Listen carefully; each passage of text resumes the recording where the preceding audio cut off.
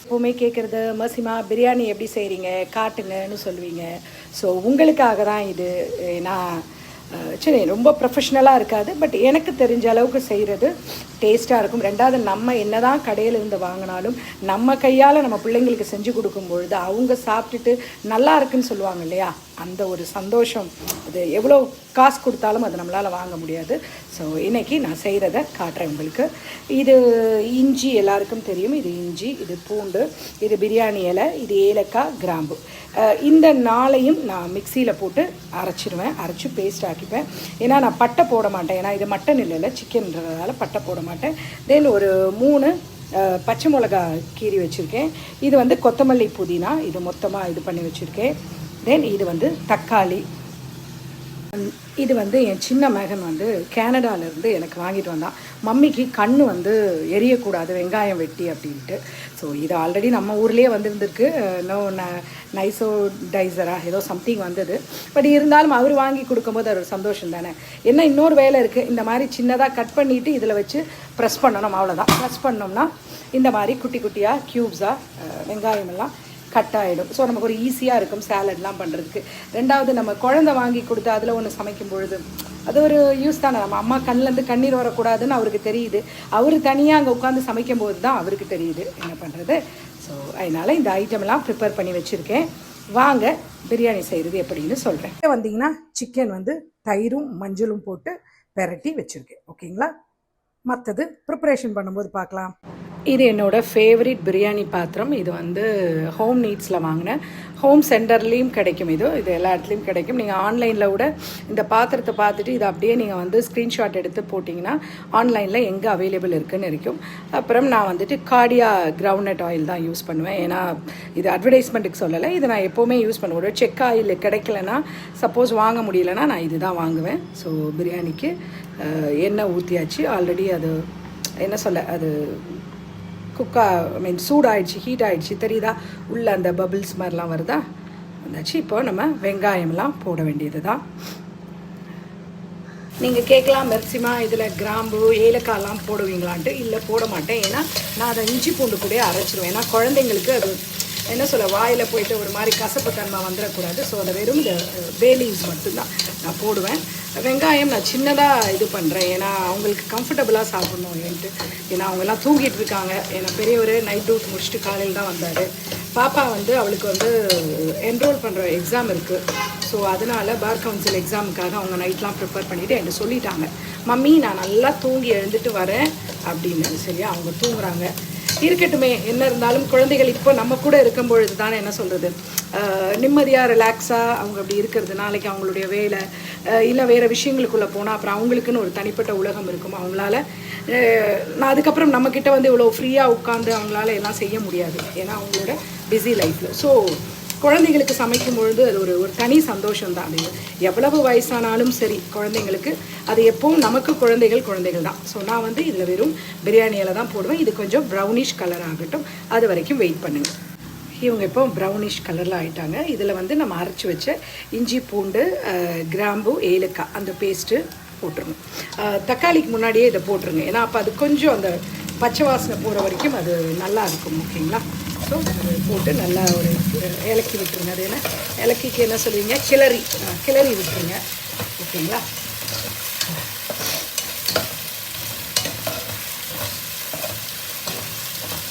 அவ்வளோதான், கிளறி நல்லா விட்டிங்கன்னா அது வதங்கிட்டு இருக்கும்.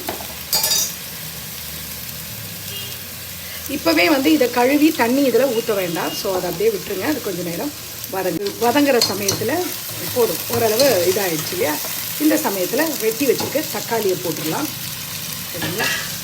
தக்காளியும் நல்லா இலக்கி விட்டுட்டு, தக்காளி கொஞ்சம் சீக்கிரமாக வேகணும் அப்படின்னு நினைக்கிறவங்க வந்துட்டு கொஞ்சம் உப்பும் மஞ்சத்தூளும் போட்டு மூடி வச்சிட்டிங்கன்னா போதும், வேகமாக வெந்துடும். இப்போ இவங்க நல்லா வதங்கிட்டாங்க, தெரியுதா உங்களுக்கு, ஸ்மாஷ் ஆகிட்டாங்க. ஸோ எல்லாம் இது பண்ணிட்டாங்க. இப்போ இதில் கொத்தமல்லி போடுவேன். கொத்தமல்லி அண்ட் புதினா ரெண்டும் மிக்ஸ் பண்ணி நான் ட்ரைன் பண்ணி வச்சுருக்கேன். நான் நிறையா போடுவேன். இந்த 3 பச்சை மிளகாவையும் நான் அது கூடயே சேர்த்து போட்டுட்டேன், சரிங்களா.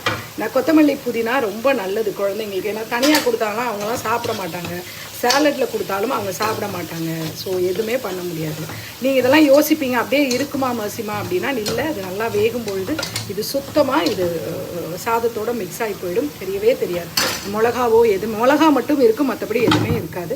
அவ்வளோதான். இதை மூடி போட்டுருங்க. இப்போ இந்த இஞ்சி பூண்டெல்லாம் இப்போ நான் 1 கிலோ கறி 1.5 கிலோ கறி எடுத்தேன்னா அதுக்கேற்ற மாதிரி ஒரு பெரிய பூண்டாக இருந்தால் ஒரு 6 பல்லு பூண்டு, அதாவது 6 பீசஸ் அந்த பூண்டும், ஒரு இஞ்சி வந்து ஒரு இவ்வளோ பெரிய துண்டு இதை வந்து ஒரு கட் பண்ணி வச்சுப்பேன். அப்புறம் அதில் கூட ஒரு ரொம்ப ஏலக்காய் ரொம்ப பெருசாக இருக்குது, ரொம்ப என்ன சொல்ல இதாக இருக்குன்னா அது ஒரு 4 அந்த மாதிரி ஏலக்காய் எடுத்துக்கோங்க. சின்னதாக இருந்தால் ஒரு 5-6 ஏலக்காய், ஒரு 6-7 கிராம்பு எடுத்துக்கோங்க. ஏன்னா அது ரொம்ப நல்லது. அதெல்லாம் இருந்தால் தான் அந்த பிரியாணியோட வாசனை இருக்கும். ஸோ அது மறந்துடக்கூடாது, மைண்டில் வச்சுட்டு அது பண்ணுங்கள்.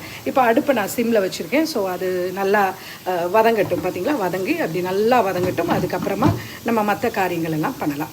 நோயில் ஒரு பவுலில் வந்து பார்த்திங்கன்னா இந்த மாதிரி எலுமிச்சைப்பழம் எடுத்துக்கோங்க. ஒரு ஃபுல் லெமன் பிழிஞ்சிருக்கேன். ஏன்னா 1.5 கிலோ சிக்கன் ஒரு கிலோவுக்கு மேலே இருக்குது எடுத்திருக்கேன்.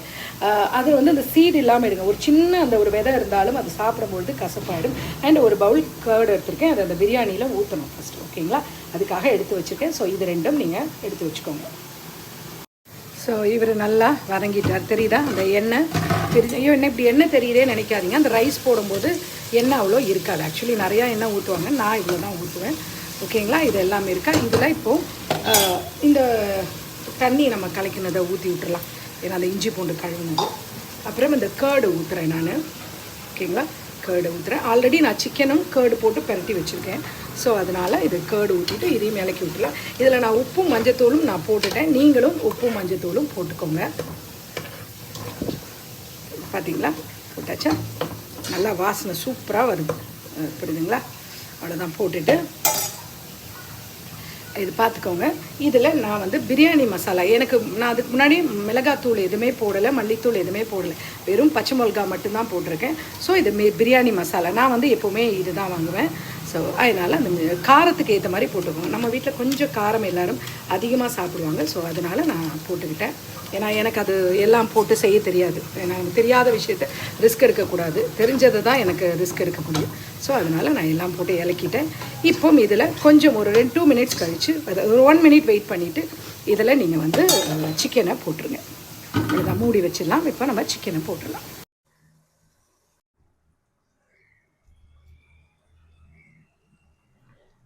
பார்த்தீங்களா, மசாலா போட்டேன், எல்லாம் போட்டேன். இப்போ இந்த எலுமிச்சை பழமும் இதில் ஊற்றிடுறேன். சரிங்களா, எலுமிச்சை பழம் ஊற்றியாச்சு. ஏன்னா ஆல்ரெடி தயிரும் ஊற்றிருக்கேன். ஸோ எலுமிச்சை பழமும் ஊற்றியாச்சு. ஓகேங்களா, அவ்வளோதான். இதை மூடி போட்டு நம்ம வச்சுருவோம். இப்போது இதை எப்படி நான் வேக வைக்கிறேன்ற ஒரு டெக்னிக் காட்டுறேன். இப்போ இவ்வளோ நேரம் இது டைரெக்டாக அடுப்பில் இந்த பாத்திரம் இருக்கும். இப்போ இது ஓரளவு வெந்துடுச்சு. பார்த்தீங்களா, அந்த எண்ணெய் எல்லாம் வந்திருக்கா, பார்த்தீங்களா. ஓகே, இப்போ ஒரு டெக்னிக் சொல்கிறேன். என்னென்னா, வெயிட் பண்ணுங்க, இதை இறக்கி கீழே வச்சுட்டு, ஓகேங்களா, சுட்டுற போது இந்த மாதிரி பழைய நான்ஸ்டிக் தவா எத்தனை பேர் வீட்டில் இருக்குது? யூஸ் பண்ண முடியாது. ஏன்னா நம்ம வாங்குவோம், அது என்ன ஆகிடும், அந்த இதெல்லாம் போன பிறகு தோசையெல்லாம் வராது. இந்த மாதிரி நான்ஸ்டிக் தவாவை வச்சுட்டு இதை வந்து அந்த அடுப்பு மேலே வைக்கிறேன். பார்த்தீங்களா, ஃப்ளேம் இருக்குது, அந்த ஃப்ளேம் மேலே நான் வைக்கிறேன். கொஞ்சம் அடுப்பு கூட்டி வச்சுட்டு இந்த பிரியாணி இந்த பாட்டை வந்து இதுக்கு மேலே வைக்கிறேன். ஸோ இப்போ இது மேலே வேகும்பொழுது ஸ்லோ குக் ஆகும். ஸோ அந்த மசாலா அதெல்லாமே வந்து இதில் இறங்கிட்டுருக்கும். பார்த்துக்கிட்டிங்களா, ஸோ இதில் இறங்குதா பாருங்கள். இப்போ தெரியுதா உங்களுக்கு? பாருங்கள், ஆட்டோமேட்டிக்காக அது என்ன ஆகும், கொஞ்சம் நேரத்தில் இந்த அடியில் சூடாகிட்டு நான் கொஞ்சம் கூட ஃப்ளேம் ஏற்றி வச்சுருக்கேன். சரிங்களா, இது வந்து ரெடி ஆகிட்டு இருக்குது. இதா உங்களுக்கு இது பாருங்கள், அடுப்பில் ஃப்ளேம் எரியுது. எக்ஸ்கியூஸ் மீ, இது வெந்துட்டுருக்கு. தெரியுதா, நான் எப்போவுமே வந்துட்டு பிரியாணிக்கு இந்த அரிசி தான் வாங்குவேன். எனக்கு இது ரொம்ப பிடிக்கும். ஸோ நான் இந்த அரிசி தான் வாங்குவேன். இது அட்வர்டைஸ்மெண்ட்டுக்கு கிடையாது, எனக்கு இதுதான் பிடிக்கும். இதில் ஒரு 3 டம்ளர் அரிசி எடுத்து நான் தனியாக வேக வைக்க மாட்டேன். இது கூட என்ன பண்ணிடுவேன், பிரியாணி கூட போட்டுருவேன். சிலர் வந்து தனியாக கிராம்பு ஏலக்காயெல்லாம் போட்டு வேக வச்சு, அதாவது என்ன சொல்லுவாங்க, 1/4 வேக வச்சுட்டு அதை தூக்கி போடுவாங்க. நான் அப்படி பண்ண மாட்டேன். ஏன்னா நான் வச்சுருக்கிறது இது மாதிரி ஸ்லோ ஃப்ளேமில் வச்சுருக்கிறதால ஆட்டோமேட்டிக்காக ரைஸ் வெந்துடும். அது பார்த்தீங்களா. ஸோ இது இப்போ நான் 3 டம்ளர் அரிசி போடுவேன். அது கொஞ்சம் கொதி வரட்டும். வெங்காயம், தயிர், தக்காளி, கொத்தமல்லி, புதினா போட்டு அந்த சாலட் மாதிரி பண்ணி வச்சுருக்கேன். ஏன்னா குழந்தைங்க இதை ரொம்ப விரும்பி சாப்பிடுவாங்க எங்கள் வீட்டில். ஸோ நான் அது நிறையா பண்ணியிருக்கேன். முட்டை மட்டும் இனிமேல் நான் அவிக்கணும். இந்த இடத்துல அந்த இதெல்லாம் க்ளீன் பண்ணிட்டோன்னா, ஏன்னா நான் அது எப்போ ரொம்ப பார்ப்பேன். ஏன்னா சுத்தமாக இருக்கணும், அந்த தண்ணிலாம் இல்லாமல். ஏன்னா பசங்களுக்கு அது ஒரு மாதிரி இதாகிற மாதிரி கூட. ரெண்டாவது என்ன தான் நாளைக்கு சர்வெண்ட் வந்தாலும் அது வரைக்கும் இந்த க்ளீன் இல்லாமல் போடக்கூடாது. ஸோ அதனால் எல்லாத்தையும் க்ளீன் பண்ணி எல்லாத்தையும் தொடச்சி விட்டுட்டு தயிர்லாம் போட்டுருவோம். இப்போ பாருங்கள் நல்லா கொதி வந்துருச்சா பார்த்தீங்களா? ஸோ இது வந்து கரண்டி வச்சு இலக்கிட்டு நான் அந்த அரிசி கழுவி வச்சுருக்கேன். இந்த பிரியாணி அரிசிலாம் ஒரு தடவை கழுவுனா போதும், ரொம்ப வந்து கழுவாதீங்க, ஒரு தடவை கழுவுனா போதும் சரிங்களா? ஏன்னா அந்த ஒரு ஸ்மெல் அந்த பிரியாணி அரிசியோட அரோமா எப்போவுமே இருந்தால் நல்லாயிருக்கும் அந்த பாசுமதியோடது. ஸோ நான் பாசுமதி அரிசி இதில் போட்டுடுறேன். நான் வேக வைக்கல, நார்மலாக தான் போடுறேன். ஸோ எங்கள் 4 பேருக்குன்றதால நான் வந்து 3 டம்ளர் அரிசி தான் போடுறேன். ஸோ அது சின்ன கப்பில் 3 கப் அவ்வளோதான் இல்லை. ஓகே, போட்டேன்னா இது போட்டுட்டு அவ்வளோதான். இது அப்படியே இலக்கி விட்டுருங்க, அதாவது கிளறி விட்டுருங்க. ஓகேங்களா? அது ஆட்டோமேட்டிக்காக வெந்துட்டுருக்கும். நான் அதுக்கப்புறம் இன்னொரு டெக்னிக் சொல்கிறேன். இப்போ இது வேகட்டும். நான் தண்ணி ஊற்றலை, ஏன்னா ஆல்ரெடி இது கொஞ்சம் சிக்கனில் இருக்கிற தண்ணியே இருக்குது. ஏன்னா ரொம்ப தண்ணி ஊற்றிட்டோம்னா குழன்னு ஆகிடும். ஸோ நான் இதில் உப்பு போட்டிருக்கேன், மஞ்சத்தூள் போட்டிருக்கேன், எலுமிச்சப்பழம் ஊற்றிருக்கேன், தயிர் 1 கப் ஊற்றிருக்கேன். இதெல்லாம் பார்த்தீங்க. ஸோ இது இப்போ ரெடி ஆகிடும் சரிங்களா? வெந்ததும் உங்களுக்கு காட்டுறேன்.